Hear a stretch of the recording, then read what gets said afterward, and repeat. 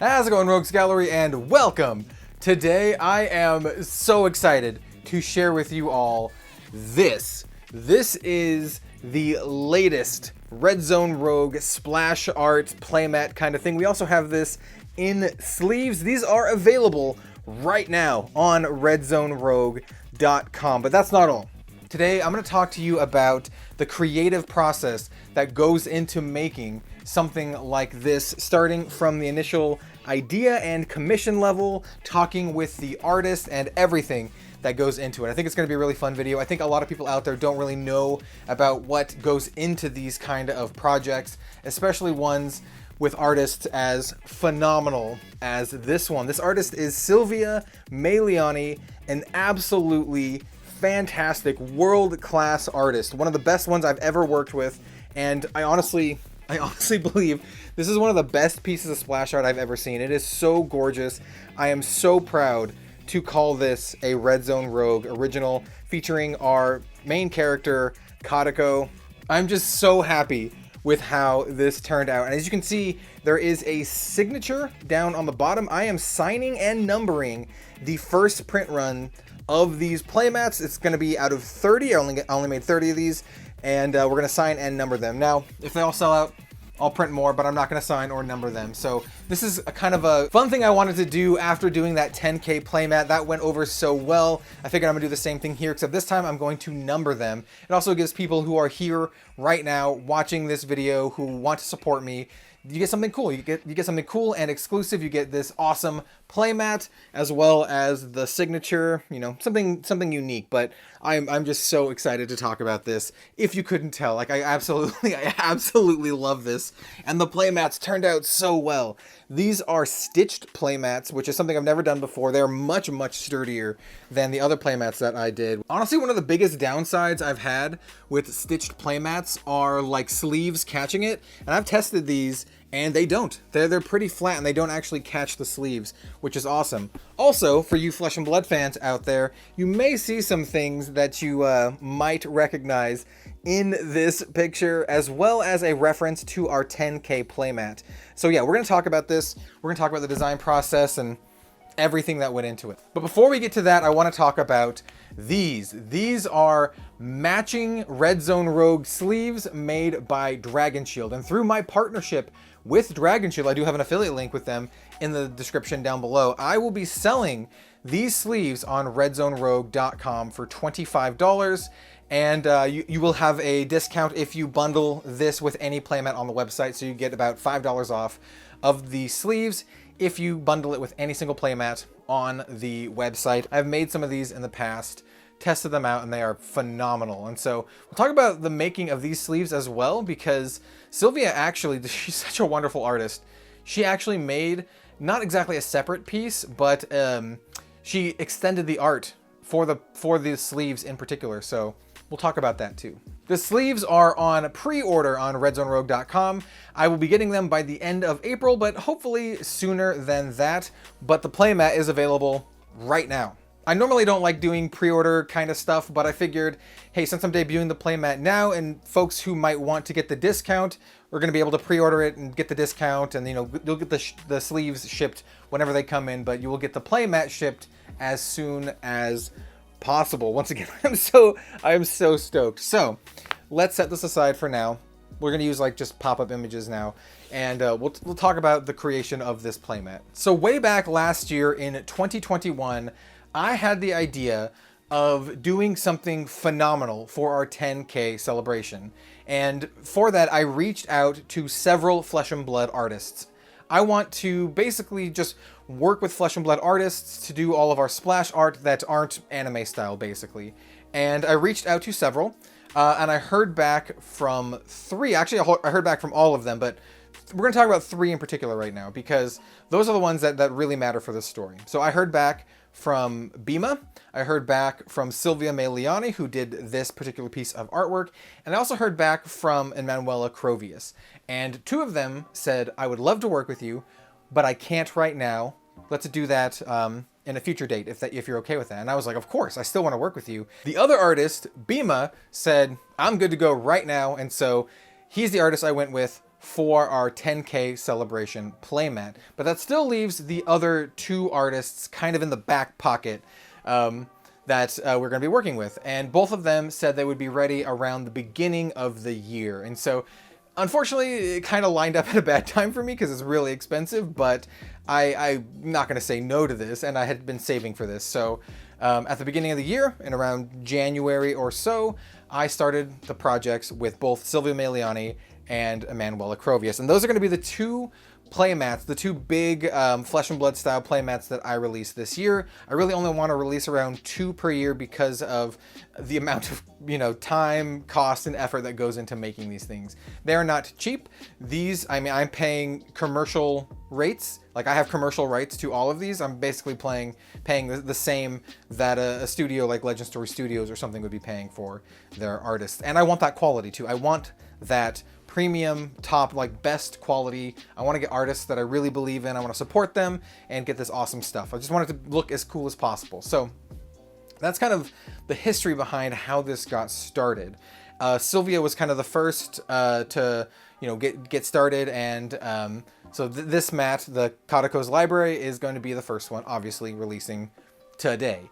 The Emanuela Crovius mat, that one took a little bit more work because we are designing a brand new character with Emanuela Crovius. Her name is Vea. She's going to be right here. She's a character that we voted for the name on my Patreon. Definitely go check out my Patreon. I do a lot of exclusive stuff with my patrons, including naming our characters and asking questions to guests such as Tolarian Community College and that kind of stuff. So definitely go ahead and check out the Patreon. This is going to be a lot of shilling today because it's just talking about all the stuff that I kind of have going on. And so, right, so Emanuela Crovius is designing Vea. We've already designed the character. I've actually gone into the next step, which is choosing a sketch. And so this is what we're going to talk about. This is kind of like the genesis, the start of these commission processes. So I reach out to an artist and I pitch him my idea. And I'm like, hey, this is my idea. Would you like to work with me? Yada, yada, yada. And then they'll get back to me with like the price. This is my going rate based on what you want to do. Some artists will be like, what kind of quality level do you want? I'll give you this price range. For me, I'm like, I want the top quality. And they'll give you a price range. I'm not going to tell you how much this or any of the other ones are, just for confidentiality reasons. You can probably go to their websites and look it up yourself if you'd like to get them commissioned, but it's well over $1,000 for all of like a piece, right? Depending on the artist, sometimes it's more, sometimes it's, well, none of them are less than $1,000. I'll put it that. They're all much more than that. But that's the range that we're talking about here. And that's with commercial rights, right? I have the rights to do whatever I want with these, whether it be sleeves or playmats. And so after the idea is formed, I kind of write out in detail what I want. And then I will also supply them with many, many, many, many references. And so for the case of Kadiko's Library, I gave Sylvia as much references to the character as possible. So I gave her not only the full super high res version of our 10K playmat with Kadiko on it, but I also gave her all of the sketches that Bima did for the character as well to get multiple angles. And I'm going to be showing these right here. And multiple takes on the character. And I also gave her many, many more references to what I personally had in mind. And so I wanted to do one with Kadiko in her library, in her study, with a familiar, which we would have to design because we don't have a new familiar. And I wanted to redesign the clothes a little bit. I very much liked the outfit that she had for the Bima, the 10K drawing, but I still wanted to change up her clothes. I wanted to make them more ornate. Not want to say more regal, but I just kind of wanted to change them up a bit and make it more simultaneously less like battle magey, more like wizardy and more ornate and just very pretty looking. And so we redesigned the clothes, and then we also designed a brand new character in the familiar. And so I gave her the idea. And I was like, she could either be casting a spell or maybe lounging in the study. And I gave her some references. And she got back to me with some sketches. So this is pretty standard practice.